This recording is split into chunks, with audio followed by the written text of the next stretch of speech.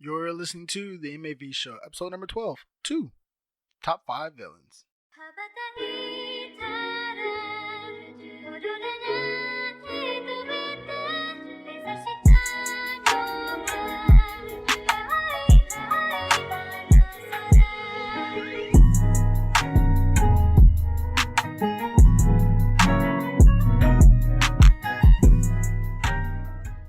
Alright, everybody, welcome back to another episode of the M.A.V show. Welcome back. I'm your host, King Vontae, KV for short. I'm your co-host, Little Brother. And everybody, welcome back to 12-2 of Top 5 Villains. 2? 12-2. 2. Not part 2, but 12-2. Oh, okay. So like that one game? Yeah, like that one game. Just like, if you guys ever play like any of the Final Fantasy series, instead of them making like 13 or 14, like they just, like for them to stay in the same, what I guess, world or realm, they go 10-2 versus, 11 or something. If it's like a direct correlation or a direct sequel from that game, yeah, they call it, this is 2. Yeah, like 13, 13-2, and 13-3 with Lightning's Return. Mm-hmm. So, yeah, everybody, this is the second part of the episode. Last episode, we was running definitely a little bit long. We wanted to give you guys like a whole 2-hour, 2.5-hour type episode. So we're just going to kind of continue on from here today. Mm-hmm. And if you remember the last episodes, we were going off of the anime villains. Guess what? Now we're going off of our video game villains. Mm-hmm. And before we get into that, Little Brother, since it has been a little bit of time, you want to get into what you been up to? You want to get in a little discussion chat? You want to get right into it? Sure. I guess nothing too much. Pretty much just chilling. Pretty much just doing the same. I'm doing sit-ups every night. Sit-ups? Sit-ups. That must be very painful. No, not at all. Really? No, I mean, like, of course, any exercise that you do, as you do them, it starts to get sore, it starts to get, strenuous, but, yeah, that just comes along with the territory. Bet. So, one thing I didn't really want to say is, the manga for The Promised Neverland finally ended, and I was a little bit like, oh my gosh. So I guess this thing started back like almost like 4 years ago, and to finally see it come to an end after a pretty great run, it never really made it into the spotlight since it's only one season out, and the first season only really kind of starts off with them not really even getting into too much action. But I think if they do continue with the series, it's gonna be running at least about 4 to 5 seasons. Yo, I'm not gonna lie. If you guys never seen The Promised Neverland, please go check it out. It is a great original story about these kids literally versus demons. So the kids kind of find out that they're being raised as cattle to be eaten by demons out of nowhere. And after they escape, they just been. That's where and I'll stop the explanation there, because that's where really like the whole story and all this other stuff starts to go on. About them trying to escape from the demons. But it really, really was a phenomenal story. Definitely invoked a lot of emotions. Some plot twists definitely in there. And just to see how the ending was and how it ended, I was surprised. I was very surprised. Let me say it like that. Okay. I, however, never seen Promised Neverland. I've been meaning to just actually watch it. I have it set up on my watch list, but a billion anime to go through. I would say a little bit like definitely get into it. It is really, really amazing. I'll have to check it out. I still need to check out Tower of Gods, man. I would say so. The only problem with Tower of God right now is just that it seems like the anime is almost gonna follow the manga in certain ways of like how the art was trash in the beginning and then probably gets better, and which I don't really agree with. I don't agree with you. The artwork, to me, that's how it's supposed to be. Like, that artwork style is very... I don't see how you see it's trash. I see it's clean. Trash. That is clean. Bro, like, it just looks like they're just blobs with unfinished line. It seems like very sloppy artistic You're work. Saturated with today's art style of anime. That's what it is. You're saturated with it. I'm saturated with clean, done art style. That's what you're accusing me of? I'm saturated with clean, done art style where everybody has their face fully outlined and drawn in. They're taking a certain style of it. It's like when people do certain stuff today and they add a vintage look to it. You see what I mean? No. Yes. There's no vintage look to this. Like, it just looks undone. It doesn't look like somebody was not given enough time to either completely finish it, to polish it. And like, the manga's good though. Like, the manga was really straightforward. Even though, and another thing, I've heard some clips on it, and I think we've talked about this too. It doesn't really set itself up on the best of notes, on the best of foots. Because even when you start watching, you're just like, who are all these people? What the hell's going on? And why should I care? Now, if at the beginning, even after 2-3 episodes, if you still have that feeling, why should I even care? I'm not gonna lie, this manga or this anime, is not for you. I definitely had that. I just chose to keep pushing on, and I was surprisingly not disappointed. So it's definitely a big leap of faith to put into. All right, whatever. I still like Tower Gods' art style. But I'm saying, like, it is definitely good. So from the manga wise or the manhwa wise part from it, it is definitely pretty good. Like, I definitely give it I think I've given it an assessment on our website. I forgot what I gave it though. It's probably like 8 out of 10 though. So what do we got going on for today? I mean, we already said it, but go ahead and... Yep, so we're going to finish off our list for our top 5 villains, but today we're going to do the video game edition side of it, and go from here. So, what was our list like last time? I think, let me just say, we both ended with, I ended with Aizen as my top, you ended with Madara at your top. Yes, we did. And we just had the roles reversed, so he had Aizen as his second, and I had Madara as my second. No, I had Aizen as my second. Yeah. And from sorry, it's just to me, like, I feel comfortable about that list, and I know, like, once again, it's all opinionated. It's not set in stone. There might be another villain that I might think of that deserves a better spot. I don't know, man. You know, just it was more like who we felt like as a recent were, you know, the top villains in their categories, in their respective rights. Most definitely. Like I said, this is just based off of our personal opinions of villains that we've seen over the years. That we felt that were like baddest of the bad, maybe, or at least top in their category. Yeah. Of like, yo, if you used to put these even against other villains, you know, they'll probably come out most of the time. But then even after that, like, these guys was just. Honestly, I wish like the artist of Naruto and the artist of Bleach would just come together and like, yo, let's put Madara and Aizen, just let them go at it. I really want to see that. Like, if there's one fight that I can bring to like actual like drawing and everything, and everybody put their input and like who would win, those two would be like my absolute fight. Like, forget Goku versus Saitama, forget Naruto versus Ichigo. I want to see Aizen and Madara go at it. But if you do watch the whole Rooster Teeth Death Battle, Naruto versus Ichigo was pretty good though. Yeah. Spoiler warning: Naruto wins. I mean, even I knew. What's crazy is everybody keeps saying Bleach will have the most powerful universe, if not for Goku's universe. Yeah, that's weird. I don't think so. I wouldn't think so either. Like, I don't see it. I mean, just even the top 5, like, are not messing with nobody else's top 5. I mean, they'll definitely be One Pieces. Right. Naruto, I don't see it. Just between Madara and Naruto and maybe some Kage, I'm like, y'all gonna really have some problems here. Right. These dudes are some beasts. So I started off the list last time. Did you want to start it off this time? Sure. Why not? So my 5th one, we'll go from 5th and go all the way back up like we did last time. My number 5 for video game top villains is Handsome Jack from Borderlands 2.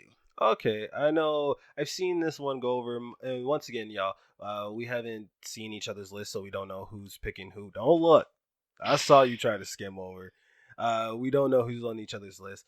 But I definitely heard that Handsome Jack has had his own like respective right. Like, a lot of people tend to gravitate towards him. So a lot of people. So he was definitely a a-hole, definitely. Okay. But he was also so kind of cool. He was that lovable person. He was that person that you love to hate. And even though he did like a lot of bad stuff, killing people and stuff, like he was just such a great bad guy that like I had a lot of respect for. Is he like a Deadpool type? Not necessarily a Deadpool type, because Deadpool is like, he kind of fights for. No, I would say no for a Deadpool. No. No, for a Deadpool. I would say I can't really reference him to somebody else. Really.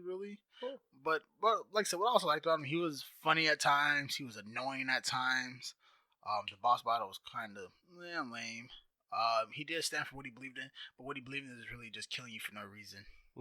I mean, there wasn't a really big reason unless you played like the prologue of some of the Borderlands, and I never really got into any of those. I guess they probably told a little bit of his backstory and stuff, but other than that, I really disrespect him as a bad guy though. So I've only played like maybe a little bit of Borderlands, and it was when I was playing with you, but I didn't really get to play because you had your character at a level 100, and you took one bullet to beat the final boss. So I don't really know. I think you're thinking of Borderlands 1 when I had that mod gun. Yeah, that was not a fun time just because I didn't know what I was doing. But I don't really know too much about Borderlands, but I know a lot of people tend to like it. So what about it that makes it so popular? What made it so popular was, I think it's the loot variant type of thing.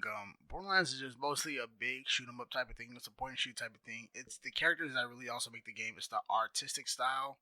That's also a great big part of it. Once Borderlands really kind of came out, like everybody loved how it was drawn. Okay. You know how it looked. Oh, yo, so you can't talk, man, because Borderlands to me looks kind of bad, and Tower of Gods is borderline the same not thing. Going here, and they're not. They're totally two different things. I'm just saying. Totally two different things. Borderlands is just like a comic book Tower of style. God looks is totally trash. Whatever. I'm just saying. Continue. But even with the Borderlands series, man, like alright, so Borderlands 2 is probably one of my top 10 favorite games of all time, mostly because of the character Tiny Tina was freaking hilarious. Is that bartender? No, Tiny Tina was like the most deadliest 12-year-old, and like there's the way she's like so psychotic. Jeez. And her nicknames for her stuffed animals, Mrs. Mrs. Fluffy Bottoms, and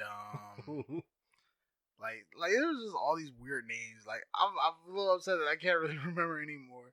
But Tiny Tina was definitely like the most entertaining part of Borderlands 2. They're like, the bad guy character too. Okay. But she was the added bonus, like the creme de la creme on the top. All right. Yeah, that's my number 5. What about you? Handsome Jack, everybody. Handsome Jack. I mean, he wasn't really that handsome. You know, a name like Handsome Jack, you must be really handsome. Nah. All right. So at least from a top 5, like going from 5 to 1, I want to say, I kind of based my list off of like nostalgia, memorabilia, like, you know, where you had to start from, like where did these villains, like they started from the bottom and now they're here, you know, like they're the first ones to do it. So for me, mine is Dr. Robotica. Dr. Robotica. Why? Do you know who I'm talking about? Yeah, the dude from Sonic. Aha! So a lot of people just know him as Eggman. Yeah. But yeah, that's just my thing. But I like him as my 5 just because once again, he's been doing this since day one. He's been trying to kill Sonic for how long? For what reason though? Because he never gave up. How many times has Sonic just straight up just like, bruh, you can't beat me, bruh. I've smashed up every single robot you throw at me. How did the feud even start though? Like really, like what made them become opposition in the first place? He wanted to take over the world, and Sonic said, "I don't want you to take over the world." Sonic's not really no superhero. He's just more of more of a guy who's like, can you please get out of my way? No, I'm not gonna get out of your way. All right, to your peril. Right. So it was just more like he got pretty much just thrown into the. And mind you, so it didn't start with a storyline or anything like that. It kind of just started with, you know, the game itself. You have a bad guy, you're the good guy, go do stuff. So they never really gave him a set in stone reason until like the years started to progress, and they're like, he's Dr. Robotica. He's trying to take over the world for whatever his own benefits and stuff. And then he's such a good villain to me because all the different ways that he tried to kill Sonic, he would come after plan, build robot after robot. Probably his best creation is Shadow. I was say it wasn't like really different plans. It was more of like he just created different robots to fight up against them. Like it was really, really just different robots. it wasn't really plans. He just kept on trying to build something and try to keep throwing stuff at him. So there wasn't really no strategy most of the time. And so I don't think he really came up with, even with a good idea until Shadow. Until he came up with a Sonic replica that can use the Chaos Emeralds. Mm-hmm. So to me, like remember, he's had robots after robots. I forgot the big one, Bob or Rob or something like that. It was the big red robot that was supposed to be the one to kill Sonic. He's had like all these different androids. He had Rouge working for him. Just what was Rouge, like a vet, like a she was like a cat bat. A cat bat? Yeah, this was like a succubus or something. I mean, she could have been, which is weird because that was aimed at kids. So to have this like weird like. Sexy devil type thing. Yeah, like she could have been a devil too. Yeah, like do you really have to do that? But it was just like Sonic or Eggman would always just do one thing after another. He would never give up. He would always just like blast you, Sonic. You won't. This is not the last of me. I will see you again. Like he would just come back. The whole little Team Rocket thing. Really did. And a couple of times some of his plans would succeed, but not world domination succeed. Like he would cause troubles for Sonic too. The crazy part is in the world that they come from, because usually and most of some of the Sonic shows, they always come to the human world, and this is where you would see the whole Eggman fight and stuff. But even in their old world, I'm just like, who y'all trying to take over? Because there's always just Sonic, his little squad, and then Eggman. I'm just like, there's no world domination there, my guy. There's no people there. It's only like the whole 10 of y'all. That's it. Technically, Sonic is an isekai. Sonic is reverse isekai, yeah. Reverse. I mean, because usually it's them coming into Sonic and them coming into the human world, but it's still kind of focused on humans. Oh, okay. I guess I see what you mean. They go to the human world. Mm-hmm. Yeah, I guess so. But yeah, Eggman is just like the constant like I will not give up until I achieve my goal. That's why I kind of have never does. Haha, Eggman. Haha. By the way, once again, big shout out to him making Shadow. Shadow is a character who everybody really loves. I mean, I like Sonic, but I used to like Shadow. Like they were like neck and neck for me to who I like more. I feel like everybody likes Shadow more because he looked cooler. And he was cooler. Yeah, like he looked cooler, sounded cooler, moved cool. Like he was a Sonic 2.0. That's how I felt with him. Go ahead. So shout out to Sonic 2.0. Shadow.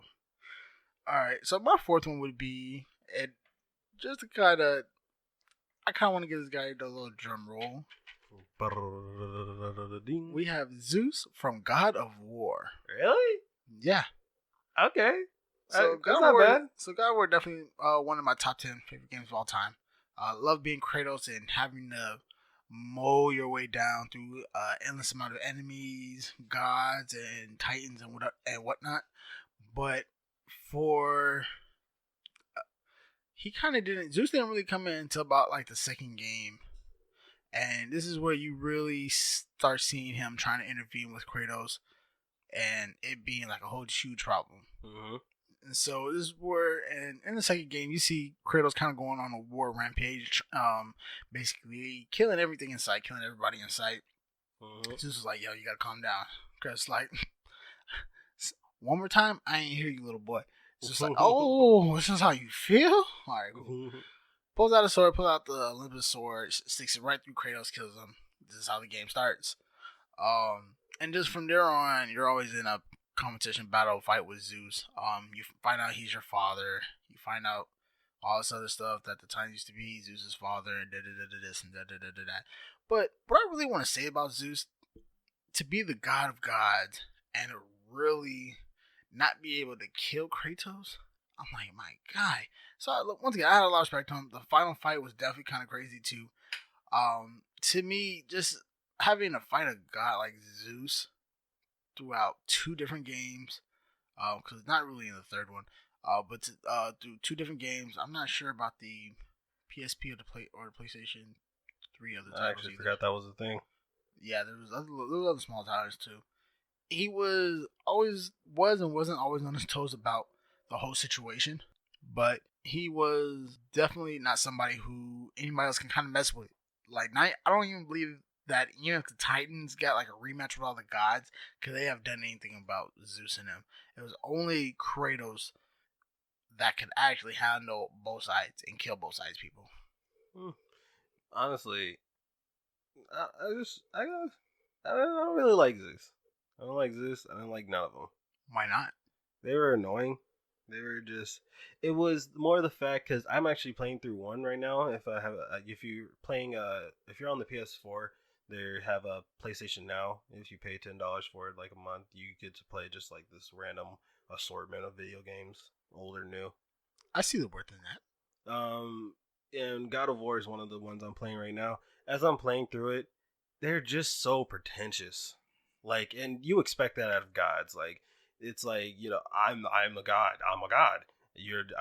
Everybody bows down to me. And it's when they're telling Kratos to do all these things, like do this task and your past will be forgiven, and this and that and the other. It's like y'all up here asking me to do all this. Why don't y'all just do it yourselves? Is y'all so powerful? Because sometimes gods have like rules about not interfering with the world of humans and mortals. But they said, Kratos, go kill Ares, a whole nother god. They never really said that. No, they said they're telling you to go kill Ares. They never really said that. I'm telling you, this is what I'm playing through the game right now. So the god said, hey, we need you to Ares. Yes, Athena wants him especially. So Athena was having problems with her brother because Ares was sending out Kratos to kill everybody. And then because Ares was so Kratos was basically Ares' puppet. And he was just going out murking everybody in Ares' name. Until one day, Kratos happens on his own village where his wife and children was at, kills him by accident, becomes the ghost of Sparta, and then turns his back on Ares. From there, this is where you see, what's her name again? Athena? Yeah, Athena. Try to recruit Kratos and, try to find a way for him to battle against Ares. And then the battle just happens so to be him killing him. I'm telling you right now, I've walked up to that statue of Athena multiple times. She said, go kill Ares, you'll be forgiven. At least that's where I'm seeing that. My point being is the gods, like, and I've seen this in like multiple movies and stuff, like, the gods tend to do this because we tell you to, or do this because basically we tell you, like, they're just jerks with it. And I don't know why that they're sending a mortal to do an immortal's job, right? But I like God. I like Zeus. I guess if you want a good villain out of a video game, Zeus kind of fits the role. He kind of does for me. All right, bro. What's your number 4? So, and it started off early for this one because I'm starting to bounce all back and forth.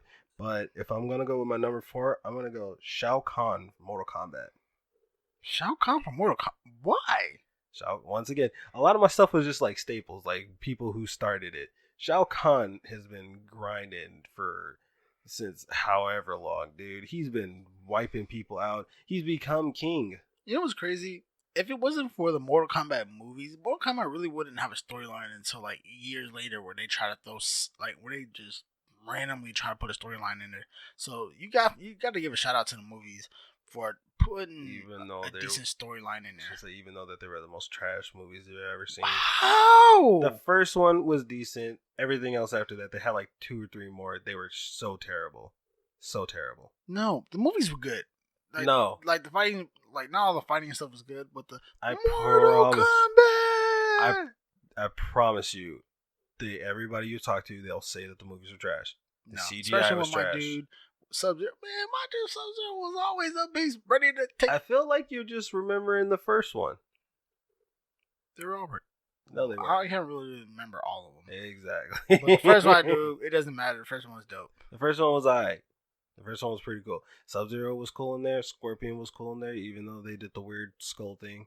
I know in the game he does Get over here. Yeah, that was cool. But he has this moment where he takes off his mask and he's just a skull underneath with the flaming eyes. I get that was from the video game, but it didn't translate well to me in like live action.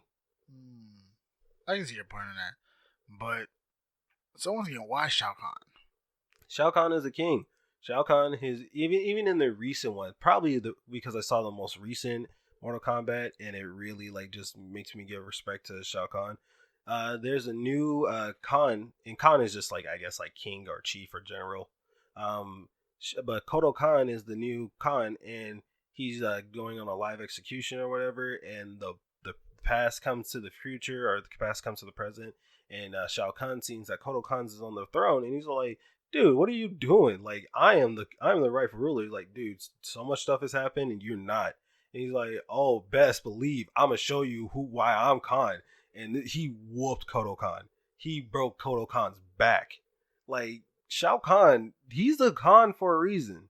He took Is he over. though? Yeah, he took over a whole like civilization or whatever, and married like Sindel was a part of a kingdom with her king or whatever. He came in, took over all that, and said, "Yeah, your wife, she mine now. Your daughter, she mine now."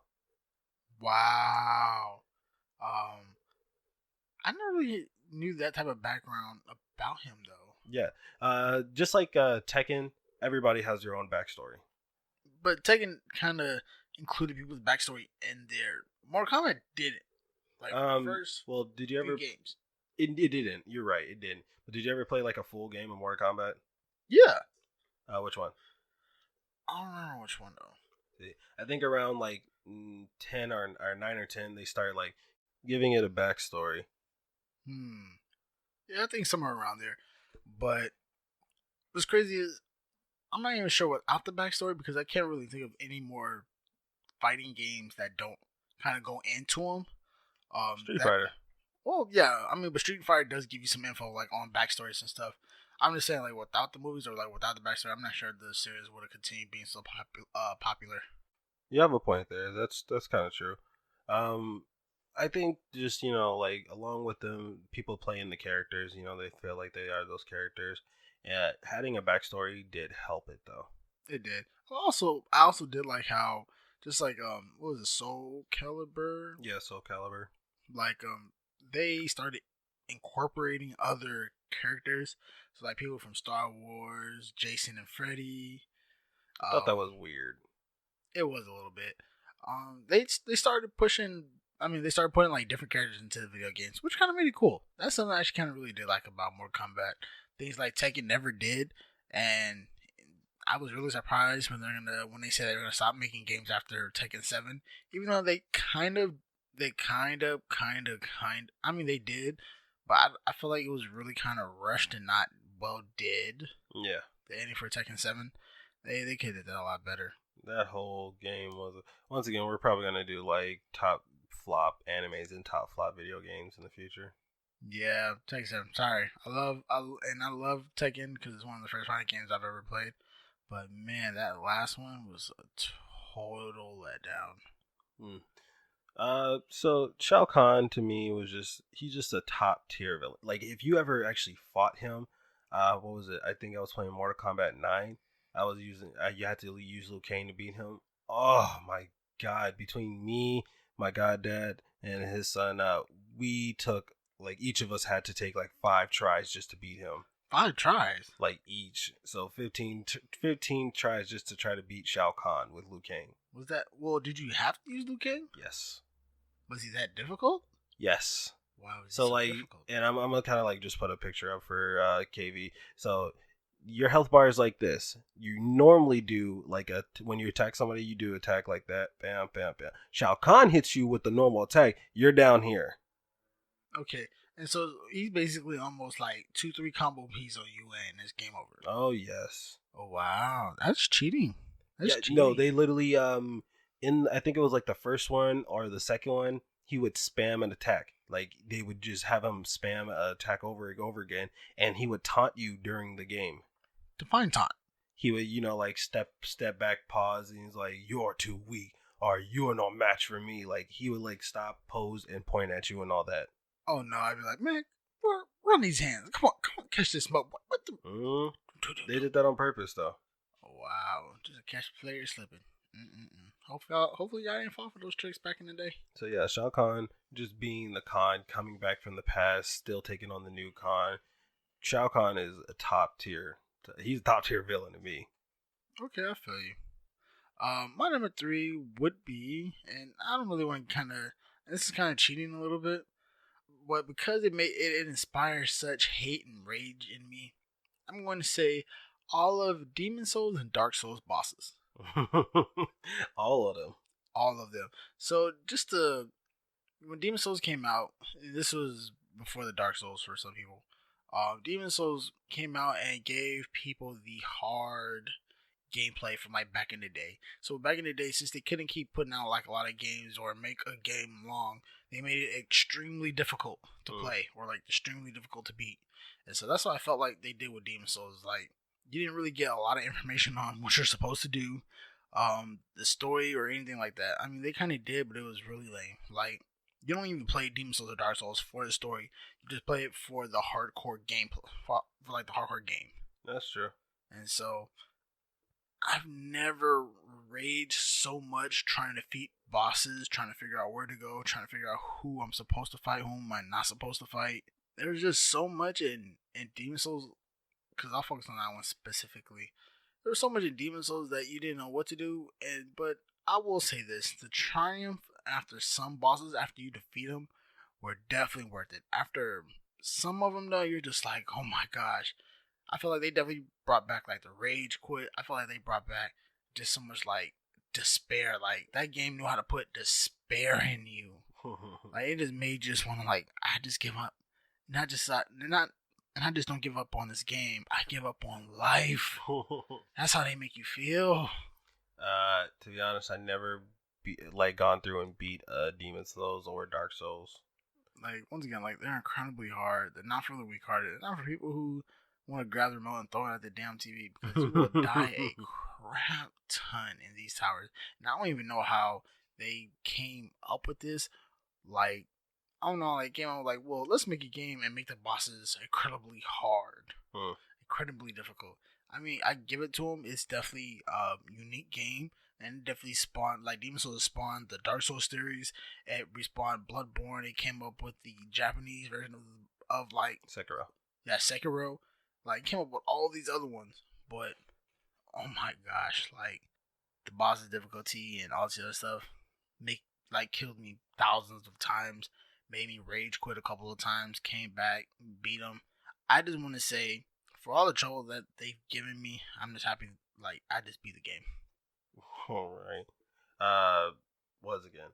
So who is like the final boss? Like, what does he even look like? If all the other ones are that hard to beat, what is the final one? I think it was either a dragon or a person. Dragon. Yeah, there's like even a few mini bosses in there that are dragons, and like they'll definitely one hit you, quit you. Like a lot of monsters in there were just one hitter quitters. I think that's what bothers me about the game so much. I'm like, why when I walk into a new area does the level go from level 10 bad guys to level 20, or from like a level 20 bad guy to like a level 50? Not even 50, like 1,000. Like dragon, I'm just like, come on, what? How?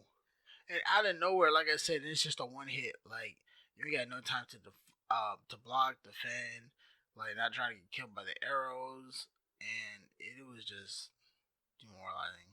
Definitely demoralizing. Probably the one boss that I actually know of and seen is probably that one wolf with the sword. One wolf with the sword. It's like a dire wolf, and he has a sword in his mouth. Are you sure you're thinking of Demon Souls or Dark Souls? I'm pretty sure it was Demon Souls or Dark Souls. I don't remember nothing like that. I could be wrong. And it made me upset because I was like, my personal favorite animal is wolf, so I don't want to kill a wolf. I mean, you would have to if it was killing you, though, right? I wouldn't want to, but I have to. Mm-hmm. But yeah, like for me, it was just the whole hardcore. Yeah, it was Dark Souls. It was Dark Souls. It was Dark Souls. I was wrong. Great Grey Wolf Sith. Great Grey Wolf Sith. Yep. Just a giant old wolf with a sword in his mouth. Wow. And yo, if I saw that video right, dude was tearing it up. Like, dude, if you weren't careful, he one hit quit you. Yeah. I mean, but then again, that's all of the Dark Souls bosses. Like, they will all one hit quit you. But that's why they're kind of like my top ones. They were all difficult. You did get a great sense of fulfillment once you beat them, and that's it for them. That's it for me. That's a good one. We're on number 3 now? Mm-hmm. Oh, wow. We're on number 3. Ooh, so this one. And I want to be careful when I actually do this. Why careful? Because I have 3 top tier bosses, but if I don't put them in the right order, somebody's going to cut my head off. So I'm going to just go for it. My third one is, and I feel like we need a drum roll for this one. Sephiroth. Sephiroth? Taking number 3. Okay. We all know Sephiroth from Final Fantasy VII. But did you ever play it? I'm playing through it. You haven't even beat it. Like, you started and stopped. I know this is only like part 1 of maybe 3. I know how dangerous Sephiroth is. I know of him. I know this man has a whole choir singing his name as you're fighting him. Sephiroth. My man is a top tier villain. Just mainly because he killed the most innocent girl like that you never expected. Like Aerith, like why did you gotta kill Aerith? Aerith did he? Does that not in the game? No. Well, dang! Spoiler warning. Yes, he kills Aerith. When? Towards the end of the game, like right before the final fight. Oh yeah, you lose your healer. You don't. I mean, that's not a problem because technically you could always heal yourself. It always helps when somebody has a natural ability to heal because they do. Well, they're more programmed towards it. Yeah. Mm-hmm. So once again, like if you're playing like the new Final Fantasy VII remake that just came out, because I never played the original version. That was way before my time. You don't really know too much about Sephiroth. Like, so I know of him. Mm-hmm. Like, we know of really like a lot of the Final Fantasy cast just over the years, but like I don't really know too much about him. And so stop giving up things about the freaking game.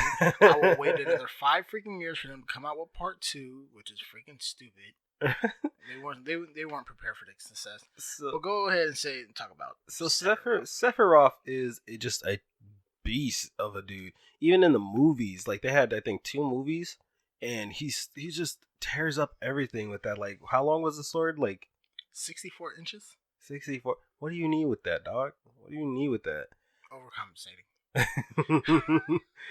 And like he becomes that like pretty much deity towards the end, and like how are you supposed to deal with someone who just tears up everything in his path? Just like anybody he sees and he wants to mow down, just slice. And like even Cloud just going back and forth with him, he tries to beat this dude, but it seems like he never gets like he can never defeat him.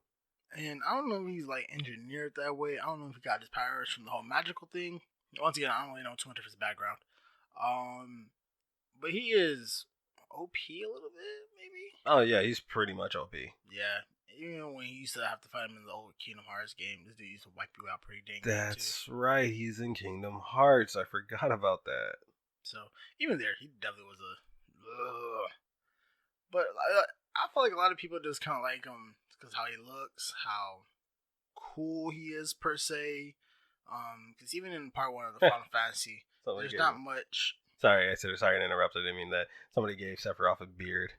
He does look pretty cool with the beard. Continue. Sorry. Yeah, like I just feel like a lot of people just like him just because of how he looks, of his persona, his personality. Not really too much other else to kind of go off of him. I mean, once again, like I haven't played the full game, so I don't know if they're gonna give more backstory of him, Cloud, and them and stuff like that. But hopefully they do. Sephiroth, probably one of the more biggest, like craziest things that he's done was get that meteor materia, and just like causing this like it's like was that a materia? I think so. Oh, I thought it was just some random natural ability. The only thing I can compare it to right now is like if you've seen what was it, Avengers Infinity War, where Thanos they're fighting Thanos on Voltaire or something like that. He sees the moon in the distance, just crushes it with the gauntlet, and then just throws it down, and just like comets are just raining down. I'm not gonna lie, one of the dopest moves in any movie I have ever seen in maybe my whole entire life, period. Like bro looks at a moon, says, "Give me that," crush, throws it at you. Throws it at you. Like, bro, move of the century. Move of the decade. Like, nobody has ever brought down a whole moon or planet on top of somebody else's head just to take out everybody. And the other part that bothered me about that, he didn't even take out everybody. Like, he messed everybody up a little bit, but he didn't even take out really nobody with it. I was a little upset about that. Like, yo, with that move, that should be like a finisher and at least kill like at least 2-3 of them off tops. Yeah, and you can't say nobody did that. Madara dropped 2 of them. Madara said, once again, oh, that's impressive. You stopped the first one. What are you doing about the second one? Boom. He did do that. Like, you gotta definitely give a shout out to Madara for that. Once again, But reeling it back to Sephiroth. What left is there more to say other than this dude is a top tier villain? Just fighting wise, he'll wear you down and he'll wear you out. Reputation wise, he definitely has a lot there. Mm-hmm. So I'll give him that. Alright, Sephiroth, everybody. And don't worry, I'm gonna say why I'm gonna get to why he's here. Stop that. He's here because he's here, and I got 2 other people who arguably have a better resume. The reason why they are where they are. All right. So my number 2. So my number 2 is definitely from an old school classic game. Okay. He's definitely been in multiple roles in the same franchise. Okay. I am going with our main villain from Zelda. Oh, Ganon. okay. Ganon, or like Ganondorf or something. Ganondorf or Ganon. He goes by both. Mm-hmm. So this guy has been known to turn into multiple things, like a big scary ogre, a wolf, or pig. Mm-hmm. This guy is the main guy who keeps wanting to take over the whole world, to take over Hyrule, who keeps wanting to kill Princess Zelda. Mm-hmm. Like, this guy right here is like the bad guy for the whole franchise. So he's like almost like the bad guy for like the equivalent to like the Bowser in Mario. Mm-hmm. And so I think the first time we ever came across him was in Ocarina of Zelda Time. Yes. And this is where where we were really introduced to him.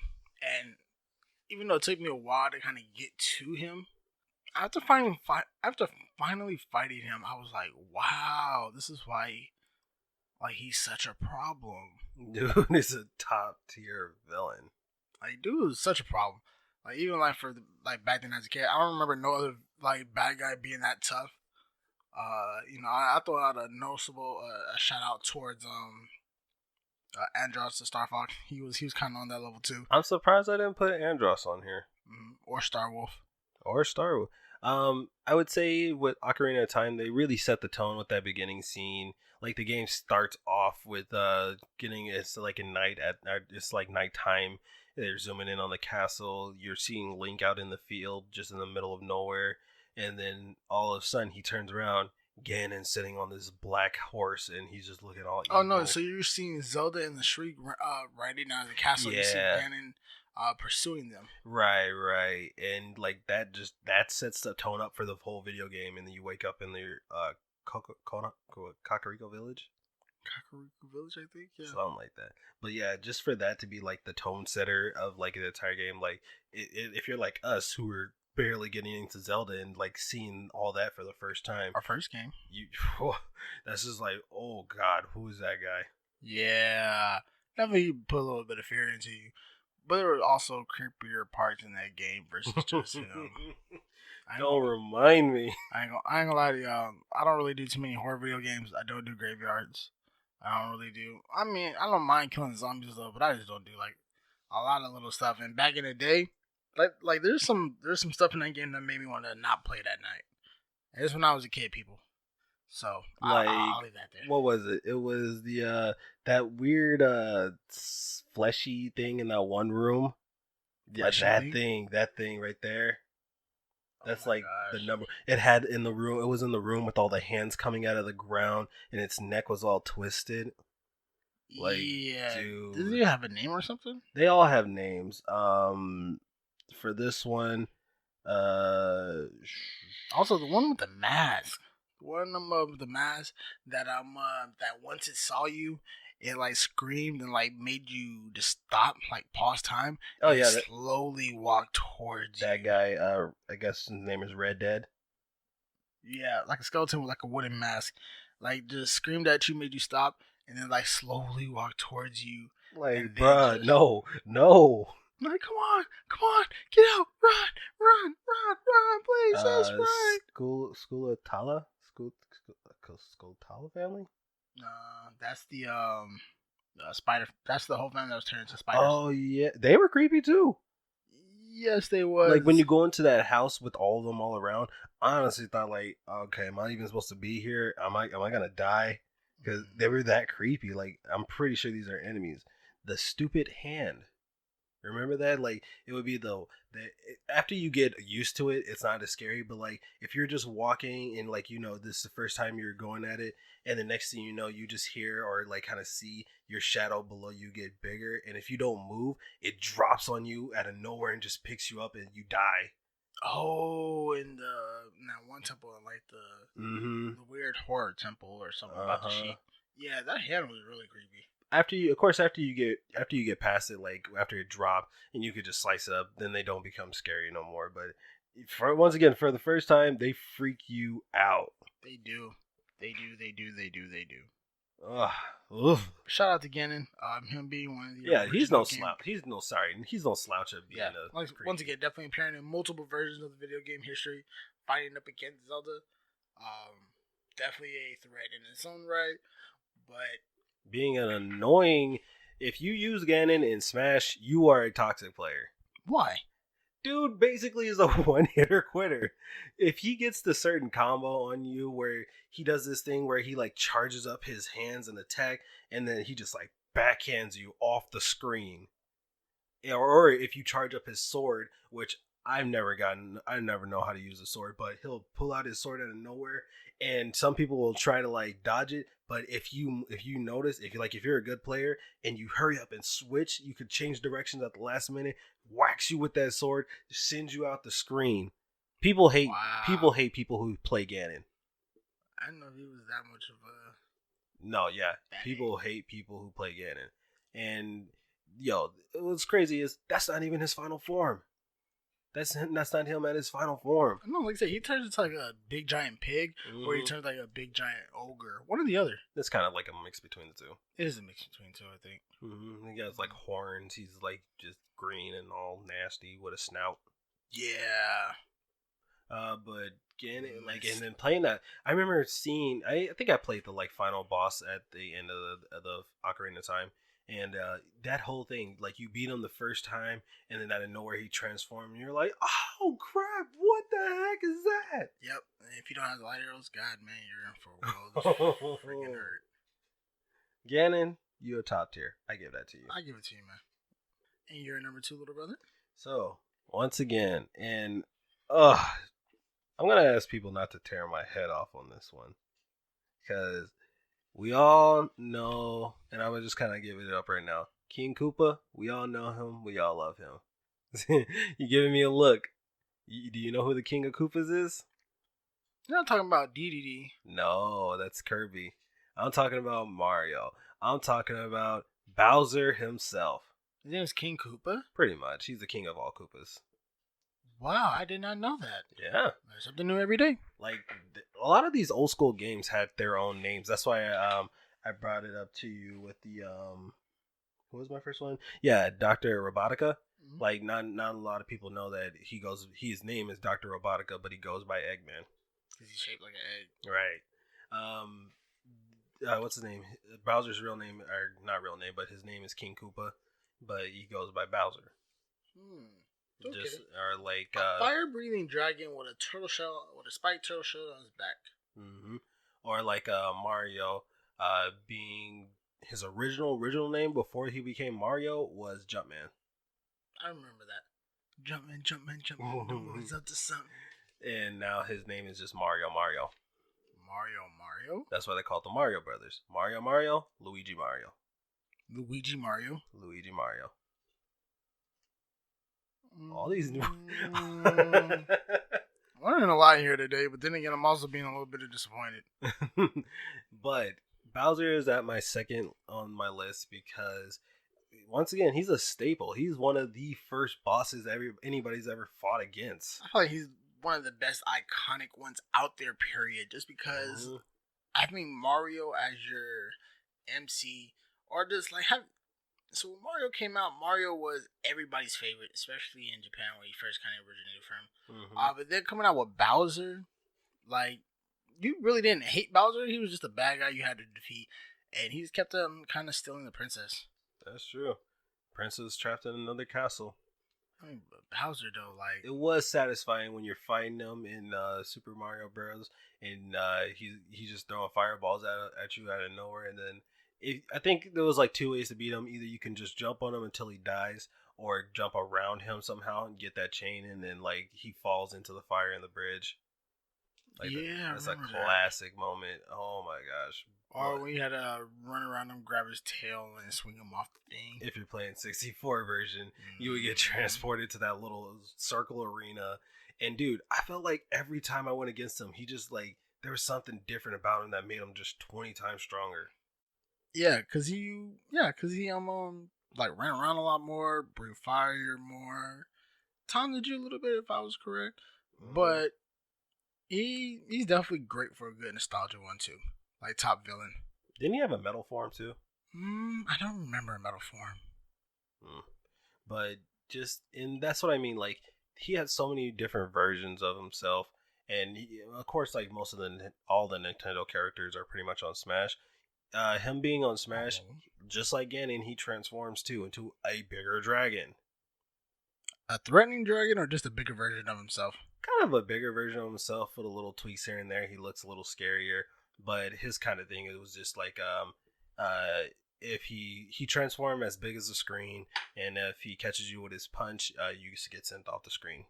Oh wow! So whenever I've still never really played Super Smash Brothers, the newest one that was just recently released.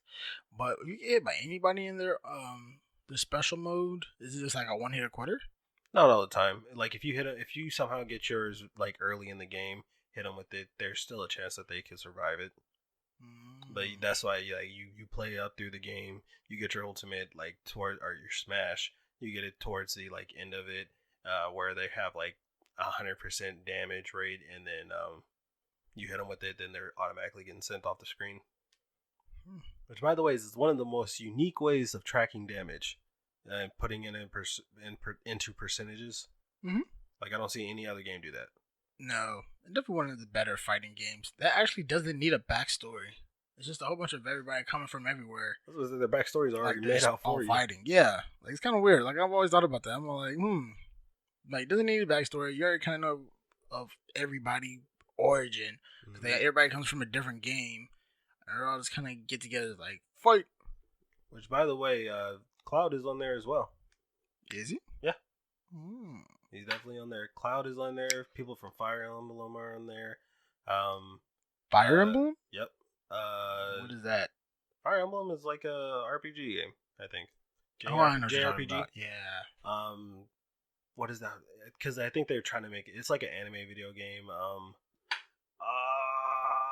Jesus, that's gonna eat me up all day. But they're on there. A guy named Joker is from that anime. He's on the game. Don't know. Yeah, I forgot the. I'll think of it later. But Bowser is my number 4. No, number 2. Number 2. What more can I say about King Koopa? Not much. He is what he is. His reputation precedes him. So, you're at your number 1. My number one isn't really too special because I was going to have a tie for my number 1, but I ain't going to do that. My number 1 will be online players. What? Yeah, people. What? Top bosses. I'm so confused. What? Yeah. I'm so confused. So, online players. The reason why I say online players is because there's nobody out there that gives you a better challenge. And so I know that we're doing this about bosses, but I think just even in a general sense of term, other than maybe some pretty good AI, and I wish there were adaptive AI even in video games to where like they learned your moves. Like they learned everything about you, and they could provide a more adequate type of challenge versus you just learning their patterns. And so with players, you can't really learn other people's patterns too much. Right. So like players are always changing. They use different characters, and so just like how we play Apex, Everybody's changing. Everybody comes at the map different. Everybody uses different weapons, different skills, techniques, and all that type of stuff.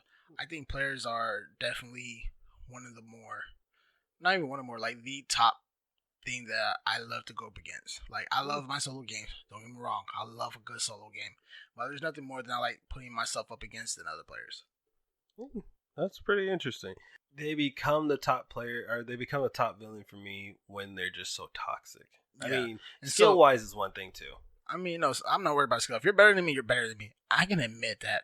But if you're a toxic person, like, and you're too much with the trash talk, I understand. Everybody trash talk a little bit. That's I don't care. Like, I can't stop you that. But if you're overboard with it, that's when, like, you're ruining the game for everybody else. And I'm like, hey, you gotta stop it right there. Right.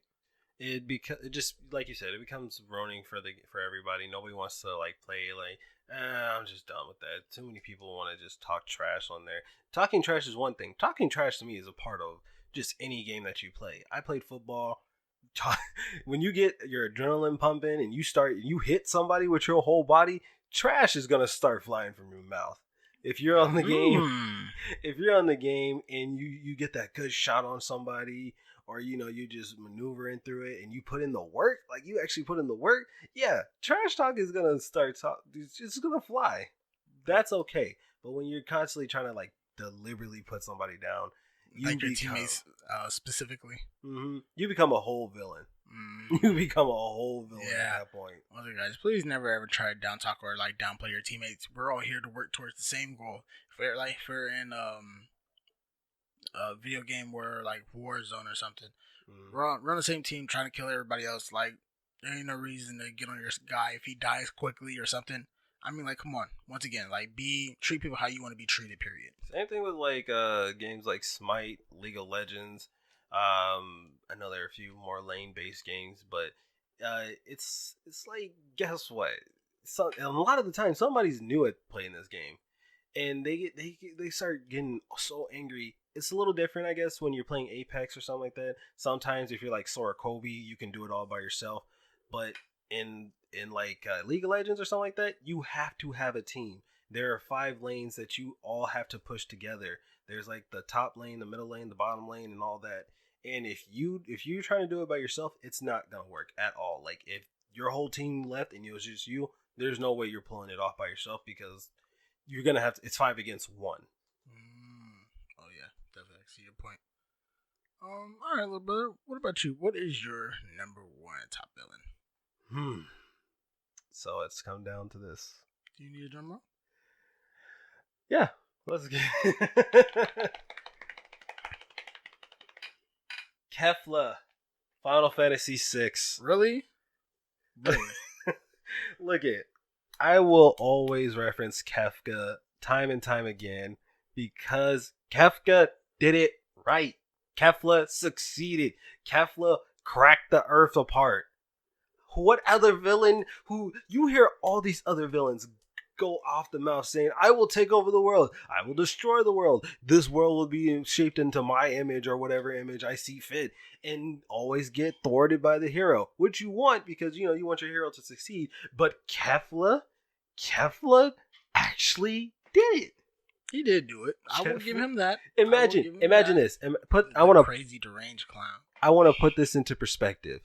Imagine Frieza his goal to going to Namek was to get the Dragon Balls to become immortal. What if he actually succeeded? I'm surprised. Why didn't nobody ever wish themselves immortal? Because there was no point. I mean, at least for the Z fighters, they're human. They didn't want to live forever. The only person who actually always kept on dying though. He's like, you kind of need it, buddy. I mean, I understand every single time after a fight, like the first thing they always had to do was wish somebody back. Did they get 3 wishes or just 1 wish? I think it was 1 wish. It was 1 wish for the normals, like starting off Dragon Ball. It became 3 wishes with the Namekian Dragon Balls, and when they edited the Earth Dragon Balls, it was like 6 wishes at one point. But then I once again rolled down to 3, I think. Oh wow, I don't know about the 6 wishes part. But yeah, I'm surprised. They never really wished themselves to be stronger or something better, right? So, which I'm gonna just go off on this little tangent. If you become immortal, does not mean that you're the strongest in the universe. That was their big thing. Vegeta wanted to become immortal, to become the strongest in the universe. I mean, it gives you time to train. It gives you time to train, but doesn't mean that you're the strongest in the universe. Goku can still kill you. I mean, he can't kill you, but he can still beat you up. He can still whoop you, even though you're immortal. Yep, until he dies. So let me roll this back. Kefla did it. Kefla achieved his goal.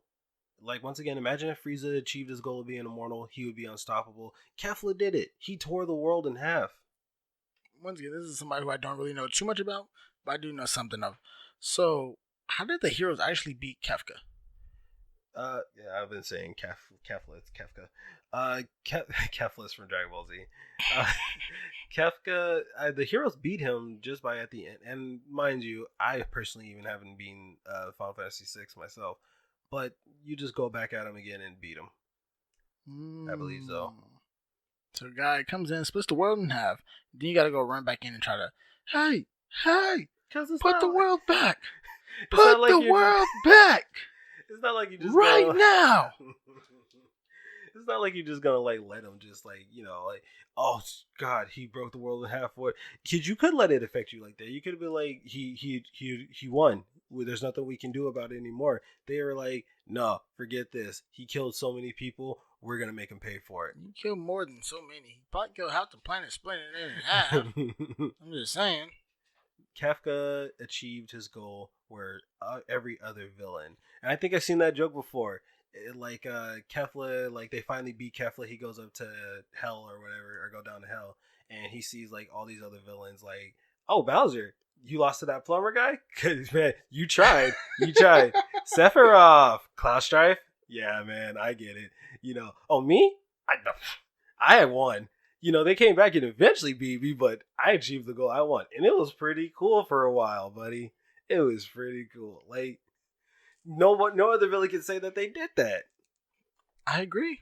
I 100% agree. So, to be honest, that's where I just wanted to get at. Like, I just feel like Kefka at all, just he did it. He did it. He did it. I would have had to give him to him too. Yo, shout out to the guy who, throughout the whole entire game, says he's gonna do something and actually does it before the heroes come and kill him. Mm-hmm. Before the heroes come and kill him. All right, guys. Top 10 5 video games. We did top villains. 10 anime villains. We did top 10 top 5 anime. Jeez. We did the top 5 anime villains, top 5 video game villains. Hopefully you guys really, really enjoyed this. It was fun putting it together. It was fun putting it together. I definitely see me and my brother's approach. I try to find a little bit of old with the new. My little brother has a great nostalgia with his list. Shout out to KV with that number 1 though. I honestly did not expect that, and it's a great point. That's a great point. Like I said, I always relish the challenge in video games. One of the things I love most about video games, it doesn't go for Dark Souls. I just love a challenge. I just love how, I have to figure out different ways to defeat a boss. Mm-hmm. Like, I don't like the whole dying part, you know, and I gotta freaking try to find how to kill something 100 times, like in Demon Souls or something. But I like how, like, when they learn your moves and you gotta play something different. And when you, like I said, when you go up against online players, you just have to choose, like, you have to come up with a different strategy. You yourself have to evolve and change. You yourself have to improve. Mm-hmm. All great points. Mm-hmm. Whew. Yo, that's about the end of this episode. Yes, it is. Little brother, do you have any recommendations? Unfortunately, this week there was so much going on actually between work, between life. Actually, there's a lot of stuff that I got caught up with. I was checking out one anime, but I actually want to say that for later. I actually want to talk to you about that later. And I actually don't even want to give the name of it, but you know what I'm talking about. A little hint. Certain guy who turns into a costume dog outfit. I feel like we should really do a deep review about that one, probably next week. Yo, look forward to a review on, like, a whole review on the anime for one episode, man. Who knows? Oh yeah, like, I think we'll definitely have fun with that. Even going by like video per video or something with it, I think it'll definitely be fun. Shout out to the people who always listen. My homeboy Roque, my homeboy Derek out there. Love y'all. Thank y'all for all the love y'all keep putting into this. Shout out to a few of my friends, Karis, James, Ed, Aaron. I thank you guys. I know y'all be listening from time to time. Always, guys, but please, always, so if you really want this shout out, or if you really want to just hear from us or ask us these questions, give us your top 5 anime villains or such. Go ahead and listen to us on multiple podcast platforms, whether it be Spotify, Google Podcasts, Apple Podcasts, iTunes. If you're listening on Apple Podcasts or iTunes, please give us that 5-star rating. It's to help the Apple Podcasts algorithm. It's to help us move up on the charts. Also, leave a comment too. Please. Yeah, you can leave those reviews. It don't matter what you say, to be honest. Tell us what color you like. Tell us what hairstyle you like. I'm pretty sure I like it too. It looks pretty good on you. It depends. Lime green don't look good on everybody. I'm not gonna lie. Lime green don't really. Don't let KV sway you. If your hair looks like boogers, I'm gonna call you out on it. You look like Piccolo to me. That's only if they cut their hair and they dye themselves green. That's only if they do that. I'm sorry. Okay, you look like Gon. There you go. You look like Gon. Who's Gon? Hunter x Hunter. Oh. I feel like a lot of people is like, like people do that slow turn look at you like, what did you just say? Okay, a better one. You look like Zoro. Is that what you wanted? You look like Zoro. Now you're telling people they look like guys. You can be telling all the female listeners that they look like guys. I don't know any. I know there are female green-haired anime characters, but I don't know them at the moment. But I consider not any good ones. Bro, let's not. Shots fired. Shots fired. Guys, go ahead and please listen to us on those podcast platforms. And if you guys want to shoot us comment, questions, or whatever, hit us up at mavericks@gmail.com. That is MAVREAKS@gmail.com. Or you can hit us up at BBEMAV2020@gmail.com. That's BBEMAV2020@gmail.com. All right, guys. Thank you guys for showing up for another episode of the M.A.V. show. Thank you, people. Thank you. We love you. We love you guys. Love we you so will much with see all of our you heart. guys next week.